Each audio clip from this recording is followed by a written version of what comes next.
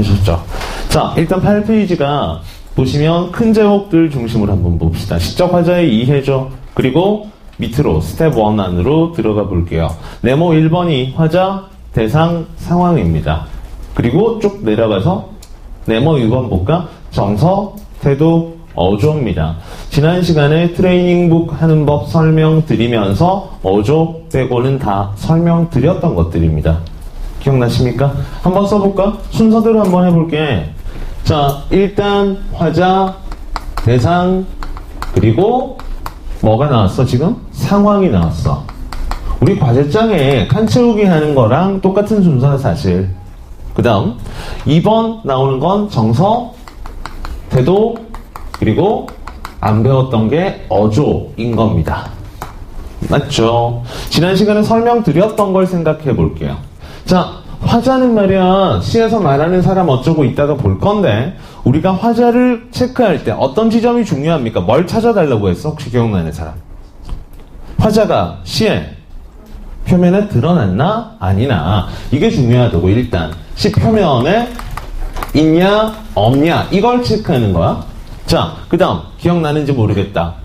찾아야 하는 시적 대상. 시적 대상 하게 되면 소설로 치면 세 글자 뭐야? 무슨 공이야? 축구공이야? 주인공이야? 뭐야?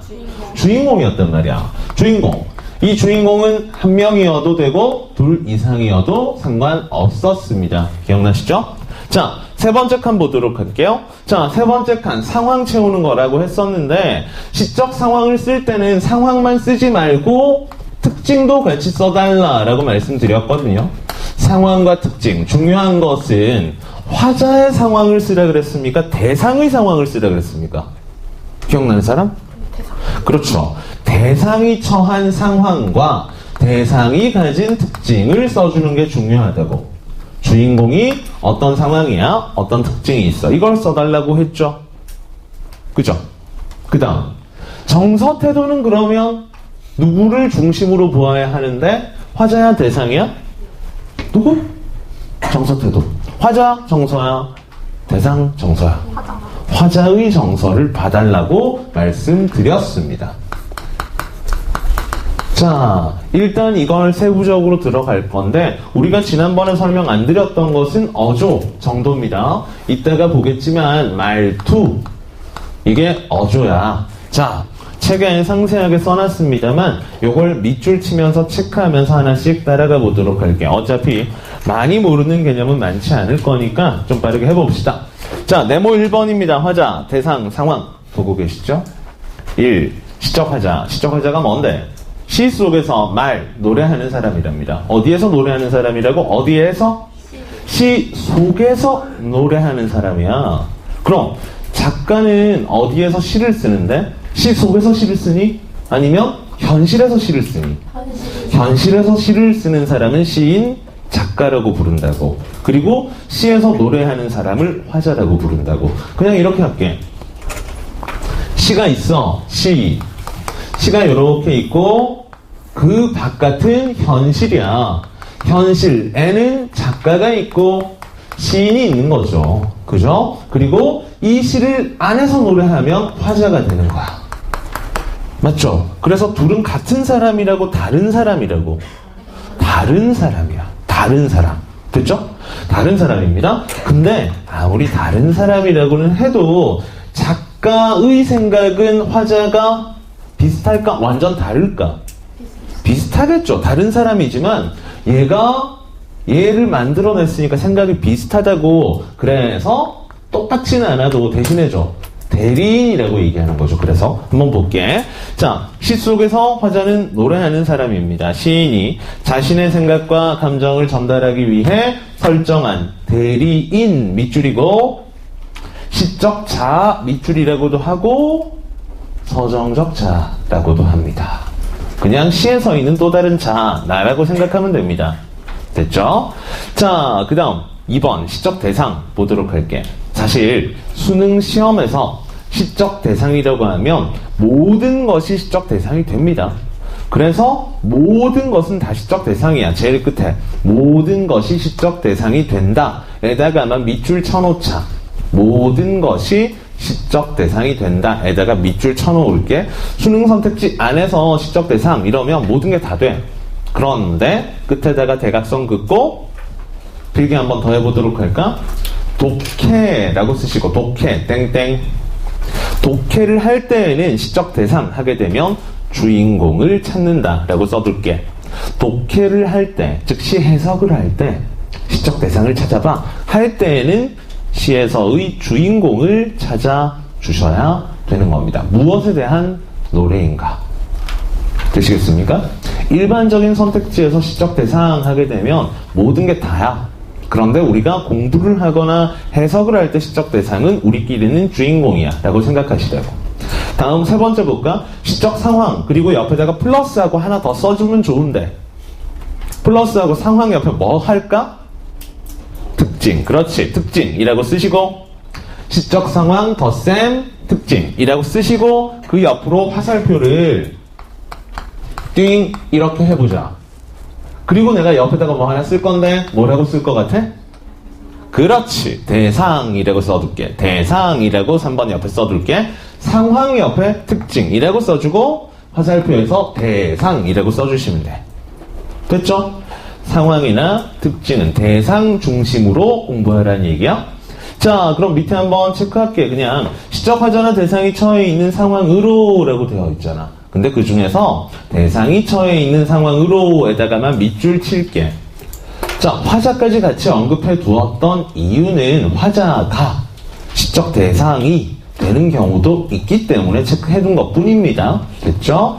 자, 그래. 내적 상황과 외적 상황이 밑에 나와 있어. 상황도 여러 가지인데 봐봐. 간단한 문제야. 자, 엄청 어려울 수 있어. 1번. 잘 봐. 여기 칠판 봐야지. 여기 1번이야. 여기 2번이야. 자, 내적 상황은 1번일까 2번일까? 1번. 그렇지. 1번이 내적 상황인 거야. 어디 안에서 일어난 일? 시 안에서 일어난 일이 내적 상황인 거야. 그래서 옆에 얘 같은 거를 보게 되면 말이야, 내적 상황의 얘는 이별이나 단절 같은 거, 시에서 그런 상황을 써 놓아야 하는 거야. 이해되시겠습니까? 그럼 외적 상황은 1번이라고 2번이라고 2번이라고. 그러면 바깥 세상, 현실을 얘기하는 게 외적 상황이야. 예를 들어서 독재 정권 아래에서 쓰여진 시라든지 아니면 일제강점기에 쓰여진 시라든지 이런 게 외적 상황이 되는 거야. 이해되시겠습니까? 자, 그 정도만 구분하시면 될 거고요. 밑에 정서와 태도 잠깐 훑어보도록 할게. 자, 정서, 태도, 어조 전부 다, 어조는 우리가 한 적 없지만 네모 2번 옆에다가는 전부 다 화자라고 써주십시오. 2번 네모인 정서, 태도, 어조 옆에는 다 화자라고 써주십시오. 화살표에서 화자. 물론 대상도 정서, 태도 가질 수 있습니다만 우리가 중요하게 봐야 되는 건 화자 거야. 자, 정서와 태도는 분명히 구분이 됩니다. 그래도 한번 읽어는 봅시다. 구분이 어떻게 되는지. 밑줄 칠 필요는 없어. 정서, 화자나 대상의 심리 상태입니다. 심리 상태. 옆에 보면 감정, 생각 이런 것들이죠. 그냥 슬프다, 기쁘다 이런 것들이야. 그런데 태도는 뭐냐 그러면 밑에 봅시다. 대상이나 상황에 대응하는 방식입니다. 어떻게 대응하는가 하는 방식. 예를 들어서 이렇게 한번 놓아볼게.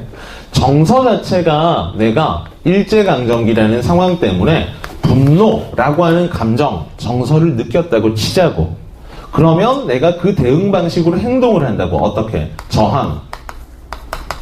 이건 감정이고 대응한 건 태도야. 맞죠? 분명히 다른 거거든. 구분이 100% 돼. 그런데 문제 풀 때는 구분할 필요 없어. 그냥 이런 게 있다라는 것만 알고 계셔. 그래서 우리가 얘기할 때도 과제장도 그렇지만 정서, 태도 묶어가지고 계속 하라고 하는 게 굳이 구분해야 될 이유가 문제 풀 때 전혀 없단 말이야. 그냥 내비두십시오. 됐죠? 그냥 다르다라는 것만 한번 보기만 하시고. 자, 이제 처음 보는 어조를 해야 되는 건데 어조. 자, 어조는 말이야. 한번 읽어보고 다시 얘기할게. 어조라고 하는 건 말투인데 화자의 목소리나 말투로, 말투에다가 동그라미 정서나 태도와 밀접한 경우가 많다라고 되어 있죠. 자, 그런데 보자고. 저 어조 같은 경우에는 말투라고요? 화자의 말투. 그런데 이걸 판단하는 방법은 상당히 다양한 편입니다. 여러 가지 방법으로 판단을 해요. 어떻게 문장을 끝맺는가, 종결 어미를 통해서 판단하기도 해. 안 쓰셔도 돼. 지금 이거 안 써도 돼. 자, 예를 들어서 높임 표현을 쓰고 끝냈는지 반말을 썼는지 이걸 통해서 판단하기도 해. 혹은 표현법을 통해서 판단하기도 해. 즉 영탄법을 쓰게 되면 영탄적 어조라고 얘기를 한다고, 명령으로 마무리하면 명령적 어조라고 얘기한다고, 서리법을 쓰면 서리적 어조라고 얘기를 해. 그 다음에 여기 밑에 좀 나와 있듯이 엄청 중요한 게 정서와 태도를 통해서 어조를 만듭니다. 이게 엄청 중요해. 봐봐. 정서나 태도는 감정인데 어떻게 그게 말투가 되는가 하겠지만, 옆에 써있는 거 뭐 눈치껏 찾아보시면 반성적 어조라는 게 있다. 자, 반성적 어조라는 게 있다고. 이거 한번 써놔 볼게요. 반성적 어조다 이렇게 써놓고 보면, 야 그럼 반성적인 말투는 어떤 말투를 구사해야지 반성적인 건데, 막 비굴하게 죄송합니다 뭐 이렇게 해야 됩니까? 그거 아니잖아. 반성적 어조인지 아닌지 판단하려면 어떻게 해야 되는 겁니까? 시에서 반성적 태도가 있냐를 따져봐야지 반성적 어조를 찾을 수 있다고. 말투라고 해가지고 하나의 방식으로 종결어미만 본다? 뭐 이런 게 아니라고. 되시겠습니까? 정서, 태도를 중심으로 판단해야 되는 선택지는 어조는 정말 자주 나옵니다. 기억해 두는 게 좋을 겁니다. 되시겠습니까?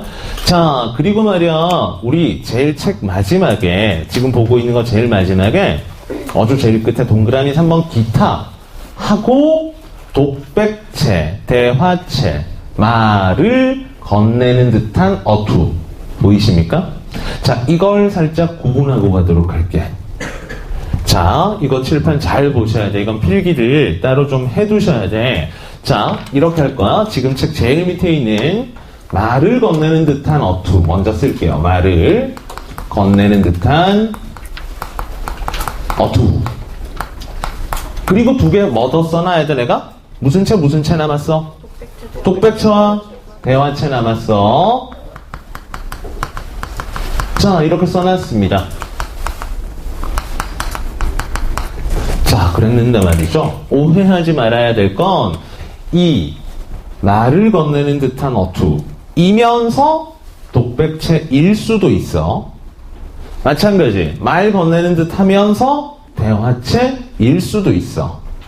됐습니까? 그런데 독백체이면서 대화체는 안 돼. 좌우로는 짝짓기가 돼. 두 개가 동시에 성립한다고요. 하지만 아래 위 독백체이면서 대화체는 안 된다고. 됐나? 이따 설명할게요. 그 다음 이렇게 놓아야 되는데, 말을 건네는 듯한 어투가 성립하려면 청자가 존재해야 합니다. 청자가 있으면 말을 건네는 듯한 어투가 됩니다. 듣는 사람, 너, 영희야 이런 식으로 듣는 사람만 있으면 무조건 말을 건네는 듯한 어투가 된다고. 혹은 종결어미가 주로 높임 표현들이 많이 그런데 뭐뭐 해요 이런 식으로 끝나는 것들이 많아가지고 독자를 청자로 삼았다라는 게 확인될 때, 그때에도 말을 건네는 듯한 어투라고 이야기를 합니다. 됐나? 다음 독백체가 조금 골치 아파져. 잠깐 번호를 붙여줄게. 띵, 띵. 그 다음 독백체 잠깐 볼까?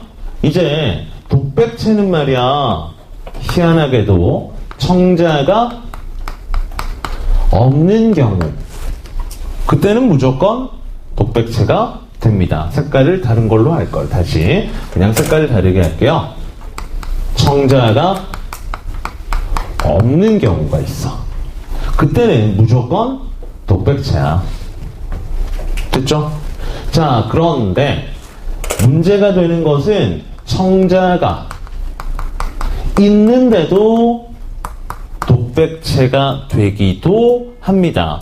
그 조건이 수능 선택지 가지고 분석을 해보면 뭐가 되냐면 청자가 있는데 독백체가 된다? 화자 앞에 청자가 없다면 그게 청자는 있지만 실제 앞에 있는 게 아니라 그냥 지구 반대편에 있는 사람을 대상으로 부르는 것 같다 할 때에는 그걸 독백체로 처리해. 근데 이 흰색을 판단하기 되게 어려워. 사실은 조금 이따가 다시 얘기할게요. 자, 그 다음 대화체가 되려면 대화체가 된다 하게 되면 정말 시를 이런 거는 당연한데 자주 뭐 나오진 않으니까 둘 이상의 화자가 있을 때가 있어. 시 안에서 실제로 1년은 A라는 화자가 말하고 2년은 B라고 하는 화자가 말하면 무조건 대화 그 자체죠. 그건 맞죠? 이건 고민할 것도 없는 거야. 그 다음 두 번째, 얘가 청자가 있고 그 다음에 화자 앞에 있을 때가 되겠죠. 화자 앞에 청자가 있을 때.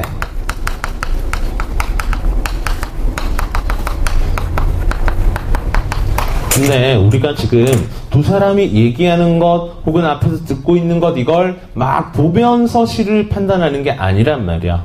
그래서 이 부분이 조금 애매할 때가 있을 텐데 화자 앞에 청자가 있냐 없냐 어떻게 주로 판단을 하냐면 이런 경우로 판단을 해야 돼. 화자가 얘기할 때 청자에게 변화를 유발하려는 말이 있는가? 그런 의도가 있는가? 빨리 와라 내지는 뭐 너 마음을 바꾸어라, 나쁜 마음을 바꾸어라 하는 어떤 내면의 변화건 행동의 변화건 이걸 유발하려는 의도가 있는가? 그 다음 혹은 청자에게 화자가 대답을 들으려는 의도로 물은 것인가? 이걸 적용해 보시면 이런 의도를 가졌다면 화자 앞에 청자가 있을 확률이 훨씬 높습니다. 뭐 해라, 너 뭐 해라, 너 뭐 해라, 너 대답해라 라고 요청하면 눈앞에 있는 거라고. 근데 그냥 청자는 있지만 예를 들어서 너는 정말 아름답구나, 너의 이름은 하진우로구나 이렇게 놨다고 쳐보자. 그럼 청자 너잖아, 그죠? 근데 청자인 너 진우한테 뭐 하라고 행동 변화를 유발하려는 의도가 있습니까? 그냥 너한테 아름답다 얘기했을 뿐이잖아, 그죠? 행동 변화 유발 안 했다고. 그리고 너한테 대답하라고 안 했다고. 그러면 이건 화자 앞에 청자가 없다고 가정하는 거야. 그래서 청자는 있지만 무슨 체가 될까? 그건 독백체가 된다는 얘기야. 됐나? 자, 그런데 이것까지는 지금 여러분들 머릿속에 넣을 필요가 없어. 내가 이걸 순간적으로 또 파란색을 너무 좋아해서 파란색을 써버렸는데 이 파란색 신경 쓰지 마십시오. 여러분들이 기억해 주셔야 되는 내용은 일단 이거야. 잘 봐. 파란색으로 쓴 화살표 방향을 봐야 돼. 자, 이걸 기억해 줘야 됩니다. 빨간색으로 묶을게. 외워야 하는 것, 알아둬야 하는 것. 청자가 있으면 무조건 뭐는 돼? 뭐는 돼? 말을 건네는 듯한 어투는 돼. 이거 과정은 외워줘야 돼. 이 화살표. 됐죠? 또 한 가지 이걸 외워줘야 돼. 요렇게 화살표. 청자가 없으면 무슨 체야? 독백체야. 이 두 개만 알고 계시면 90% 이상은 다 해결돼. 수능에서도 화자 눈앞에 청자가 없기 때문에 말을 건네는 듯한 어투는 되지만 독백체자가 그렇게 많이 나오지 않았습니다. 거의 뭐 20년 가까이 수능 치고 있는데 지금 그랬는데 그 안에서 이 과정이 나왔던 거는 한 3번 됐나? 그 정도밖에 안 되니까 크게 걱정 안 하셔도 될 거고 지금부터 고민할 필요는 없어. 지금 여러분들은 이것만. 청자 있으면 말을 건네는 겁니다. 청자 없으면 독백체입니다. 이렇게 된다고. 되셨죠? 자, 그리고 하나만 더 생각만 해보도록 할게. 다시. 그러면 만약에 하나 이거 알아둘 필요는 없다고 했지만 2번 조건을 충족했다. 2번. 그럼 무슨 체란 얘기야? 독백체란 얘기지? 그러면 청자는 있네. 그래도 말을 건네는 듯한 어투는 되는 거야 안 되는 거야? 되는 거야. 청자가 있으니까 무조건. 그러면 이 경우라면, 2번이라면 이렇게 말해야 되지. 말을 건네는 듯한 어투이면서 동시에 무슨 채? 독백체가 되는 거야. 맞죠? 그 다음에 대화체라면 무조건 말을 건네는 듯한 어투는 있습니다. 대화니까 무조건. 됐죠? 실제로 둘 이상의 화자가 있다는 건 한 사람이 청자란 얘기거든. 그러니까 청자가 있는 거고 이것도 청자가 있는 겁니다. 따라서 청자가 있다라고 볼 수 있기 때문에 말을 건네는 듯한 어투는 무조건 되는 거죠. 얘는. 되셨죠? 됐습니까? 자, 이 정도 해서 어투까지 마무리하도록 하는데, 자, 이 페이지에 있었던 건 지난 시간부터 계속 설명을 했기 때문에 좀 더 깊이 설명을 할 필요는 없겠죠. 하지만 우리가 이것들 왜 했었는가 잘 생각해 봐야 돼. 이쪽 잠깐 볼까? 이거는 과제장에서도 계속 찾아야 되는 거였는데 어조는 따로 하지 말라라고 얘기했지만, 야, 찍었다. 이 가로한 부분 가지고 지난 시간에 우리 뭘 만들었었는지 기억나? 합쳐서? 그렇지, 주제 만들었었잖아. 주제. 대략 어떤 틀로 만들었는지 한번 볼게. 대략 이런 순서대로 했다고. 대상, 그가 처한 상황이나 특징 이렇게 놓고 우리가 어차피 찾아놓은 거니까 이것에 대한 문장은 살짝 바뀔 수 있어도 화자의 정서나 태도나 분위기 이걸 가지고 주제를 잡아보자 라고 얘기를 했었던 거야. 기억나시죠? 잊고 계시면 안 됩니다. 자, 그러면 일단은 이런 것들 기억하시면서 우리가 옆에 페이지 넘어가 보도록 할게요. 날개에 있는 것들은 다 이 칠판에 대략 우리가 설명됐던 거라서요. 9페이지 보고 계시죠? 9페이지. 문제 3개 나올 겁니다. 문제 3개 나오는데 별로 안 어렵잖아. 일단은 2번 문제는 쓰시오. 찾아 쓰시오 라고 되어 있는데 시에다가 그냥 밑줄이나 동그라미를 직접 쳐버려. 쓰지 말고 나머지 문제 싹 다 풀어. 자, 다 하셨죠? 자, 다 하셨으면 일단 1번부터 1의 가로 1번부터 해볼까? 1의 1번 1번 이 시의 화자는 표면에 드러나 있지 않는다가 문제입니다. 맞는 말이야? 틀린 말이야 이거?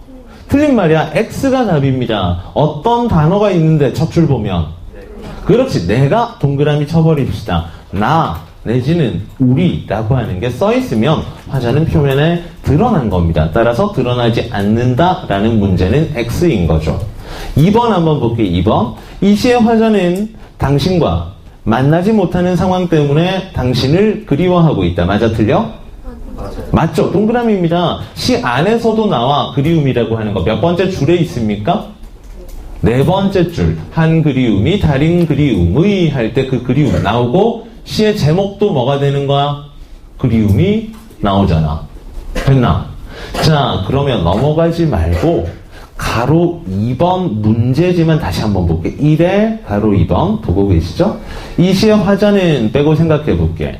당신과 당신에다가 물결, 당신에다가 물결, 당신 밑에다가 이렇게 한번 써볼까? 대상이라고 한번 써볼까? 대상, 대상, 시적 대상 쓰셨습니까? 안 쓴 사람 대학 다 떨어진다. 지금이라도 쓰십시오. 다음 옆에 만나지 못하는 에다가 밑줄, 그 밑에다가 상황이라고 써볼까? 그 다음 그리워하고 있다. 밑줄 띄어서 옆에 그리워하고 있다. 밑줄 뭐야 이거? 뭐야? 화자의 정서, 화자의 정서. 당신, 그 다음 만나지 못하는 상황, 그리고 화자의 정서, 그리움. 그래서 이 시의 주제가 1- 가로 몇 번이라고? 2번이라고. 이게 주제가 된다고. 이해되시겠습니까? 이해 안 되는 사람? 됐어? 별로 안 어렵죠 아직? 자, 2번 문제 보도록 할게. 자, 2번 문제. 정서가 드러나는 시어나 식구를 찾아 쓰시오 입니다. 맞죠? 자, 그럼 일단 2개 찾으라 그랬는데 첫 번째는 뭘까? 정서. 그렇지, 반가움 동그라미, 반가움 동그라미, 반갑다 했네? 하나 더 있다. 뭐 있을까?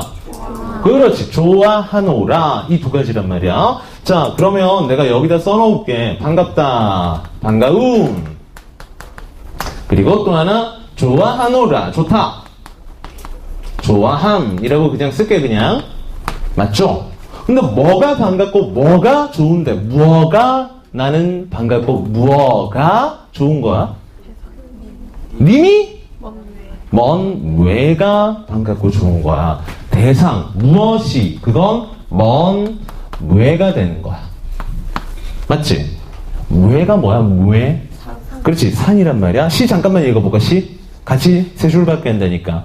잠들고 혼자 앉아 먼 외를 바라보니. 외에다가 네모돼 있잖아 어차피. 거기다 별표만 한번 해볼게. 먼 외에다가 먼 상이라고 쓸까? 무슨 상? 우수상, 최우수상, 시적 대상. 시적 대상이라고 쓰면 되겠죠. 대상. 됐죠? 다시. 잠들고 혼자 앉아서 먼 산을 바라보고 있답니다. 자, 이 잔에는 뭐가 차 있을까? 1번 아메리카노, 2번 술. 술이겠죠. 술잔을 가득 채우고 산을 바라보고 있는 거야. 됐죠? 그 다음 두 번째 줄. 그리워하던 님이 온들, 온다고 한들 반가움이 이러하겠는가? 즉, 산 바라보는 것만 하겠는가? 그럼 난 님이 좋다는 얘기야? 산 보는 게 좋다는 얘기야? 산 보는 게 좋다는 얘기입니다. 자, 그런데 아직까지 우리 한 두 줄 안에서 잘 생각해봐. 시적 대상을 우리가 뭐로 잡았죠 지금?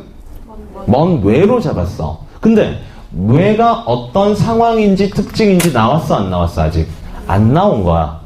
맞지? 그럼 세 번째 줄 가서 한번 찾아보자. 말씀도 웃음도 아니하여도 못내 좋아하노라. 뭐가 말씀도 웃음도 아니하지? 먼 외가. 그러면 특징 정도가 사는 이 먼매는 그냥 말 없다 그리고 웃지도 않는다 이 정도밖에 없어. 맞지? 그러면 이걸 가지고 주제 만들어 볼게. 그냥 먼매가 말하지도 웃지도 않는데 반가워한다 좋아한다 이렇게 해도 되고, 아니면 말하지도 웃지도 않는 외를 반가워함 좋아함 이게 주제라고. 더 줄이고 싶어. 그냥 간략하게 줄여볼까? 이걸 바탕으로 주제 네 글자. 산이 좋아. 이게 주제야 그냥. 됐죠? 이걸 깊이 있게 해석하고 싶으면 보기에서 이건 뭐로 해석하세요? 뭐로 해석하세요? 라고 해서 해석할 수 있는 도구들을 더 붙여줄 겁니다. 그때 하는 거고, 1차적으로는 우리 주제가 되는 뼈대만 세워두시면 돼. 독해할 때. 되셨죠? 자, 이번에는 세 번째 거 한번 볼까? 1번, 3번에 바로 1번. 이 시는 대화체를 사용하고 있다. 맞을까 틀릴까? 틀려. 그렇지. 왜 틀려? 뭐가 없어? 그렇지. 청자가 없습니다. 이 시에 청자가 없으니까 청자 없으면 무조건 자동으로 독백체로 가야 되는 거야. 되셨죠? 아까 화살표 따라서 가면 청자 없으면 독백체야. 그럼 다시 한 번만 더 질문할게요. 말을 건네는 듯한 어투는 될까 안 될까? 안 돼. 말을 건네는 듯한 어투가 되려면 이것도 역시나 청자가 있거나 해요체로 막 해요 이렇게 끝나야 되는데 그게 아니란 말이야. 그러니까 청자도 없고, 그러니까 말을 건네는 듯한 어투도 안 되면서 그냥 독백체. 됐죠? 자, 가로 2번. 이 시는 반성적 어조, 말투를 사용한다 했는데 반성적 태도를 찾아야겠네. 이 시에 반성적 태도 있는 것 같아? 없는 것 같아? 있는 것 같아. 어떤 단어 보면. 그렇지. 부끄러워진다 에다가 동그라미 치거나 물결 치면 이게 반성적 태도가 될 거 아니야. 부끄러움의 정서이고 반성적 태도가 돼버린다고. 되셨죠?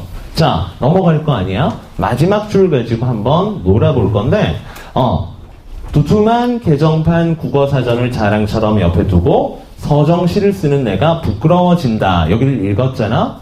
이게 시의 전부라고 한번 생각해 볼게. 시적이라 미안. 화자의 정서는 뭐야 여기서? 정서. 부끄러움이죠? 자, 그럼 내가 여기다가 놓을게요. 부끄러움. 주제 만드실 때 화자의 부끄러움 이 말 생략해도 됩니다. 어차피 우리가 찾고 있는 건 화자의 정서나 태도 이런 거니까 화자의 이건 빼도 돼. 자, 그럼 부끄러움을 찾았어. 그리고 뭐가 부끄러운데 이 한 줄이 시가 전부라고 하면 이때 시적 대상을 한번 생각해봐. 즉 뭐가 부끄러운데 이걸 조금 줄여서 한번 말을 다들 한번 만들어봐. 시간 드릴 테니까. 아니, 질문할까? 바로 할 수 있는 사람 있을 것 같은데. 뭐가 부끄러워? 알 것 같은 사람. 뭐가 부끄러운데?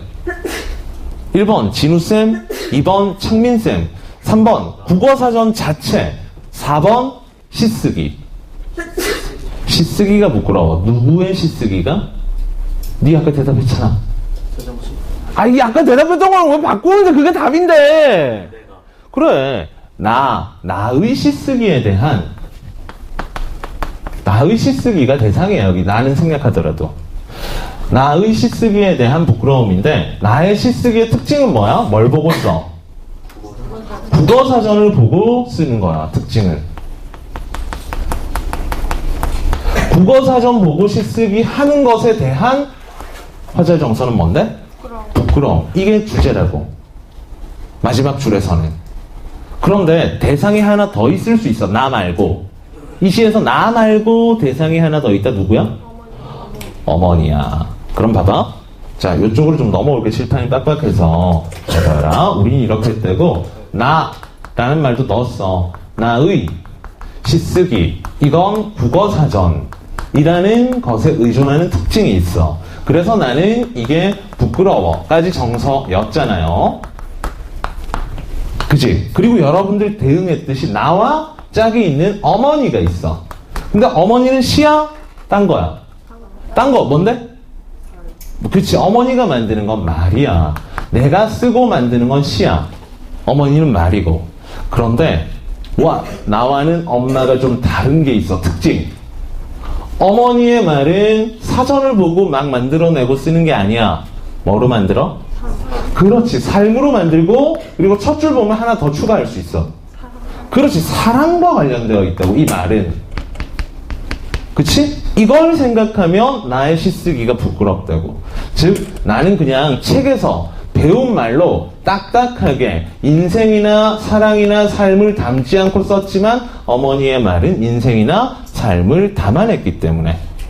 그쵸?